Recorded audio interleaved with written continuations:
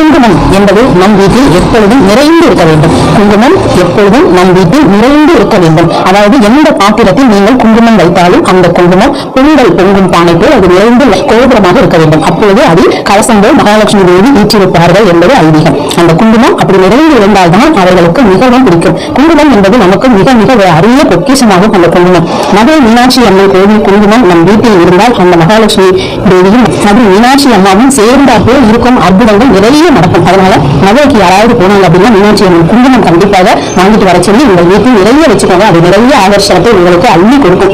அது அவ்வளவு சக்தி படைத்ததாகும். அப்போ இந்த குங்குமம் ஒரு சிறிய மண் பானையில் சிறு நாணயங்கள் போட்டு வைத்தால் செல்வம் பெருகும் அப்படின்னு நம்ம வீடியோல சொல்றோம் இல்லையா? அதே போல நீங்க இந்த குங்குமமும் அந்த மண் குடுவை, அதாவது சிறிய மண் அந்த நிறைய நீங்கள் நீங்க அந்த குங்குமம் கொட்டி வைக்கும் பொழுது அதில் நீங்க பூஜை அறையில் வைக்கும் போது கோபுரமாக இருக்கும்போது உங்கள் வீட்டில் ஐஸ்வர்யம் நிலைக்கும், பணம் நிறைய வந்து கொண்டே இருக்கும். நல்ல ஒரு தொழில்